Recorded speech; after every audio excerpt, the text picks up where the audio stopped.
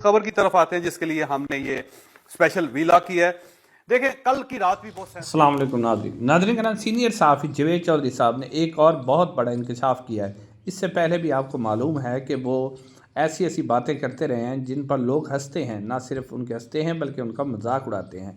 अब उन्होंने एक नई मंतक और अजीब व गरीब किस्म की बात की है, और ये बात उन्होंने की है पाक भारत जंग के हवाले से। भारत के बाद पास जो ताकतवर फाइटर जेट है राफेल, जो कि फ्रांस से लिए गए हैं, उनके हवाले से जवेद चौधरी साहब ने बहुत बड़ा इंकशाफ किया है, और जिसके ऊपर सिर्फ और हंसा जा रहा है। नाज़रीन कराम, जवेद चौधरी साहब ने अपने व्लॉग के अंदर राफेल तैयारों के हवाले से कहा है कि जिस दिन कोई राफेल पाकिस्तानी एयरफोर्स ने गिरा दिया तो एक तो राफेल की मार्केट बिल्कुल ख़त्म हो जाएगी, उसको कोई ख़रीदेगा ही नहीं। और दूसरा वो कह रहे हैं कि फ्रांस ने पाकिस्तान से दरख्वास्त की है कि आप जो है ना राफेल तैयारे को जो है वो किसी किस्म का आप निशाना ना बनाएं, आप दूसरे जहाज़ों को निशाना बनाएं ताकि हमारी मार्केट ख़राब ना हो। नाज़रीन कराम, पहली बात यह है कि जवेद चौधरी साहब को फ्रांस की कौन सी ऐसी खुफिया बात या कौन सी ऐसी खुफिया एजेंसी है जिसने फ्रांस ने जवेद चौधरी साहब को इतला दी है कि हमने पाकिस्तान से रिक्वेस्ट की है।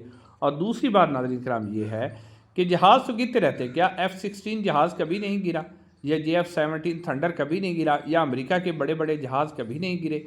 अगर वो जहाज़ गिर जाते हैं तो क्या सवाल ये पैदा होता है कि किसी जहाज़ के गिरने से क्या उस जहाज़ की क्वालिटी ख़राब हो जाती है या उसकी मार्केट क्रैश कर जाती है?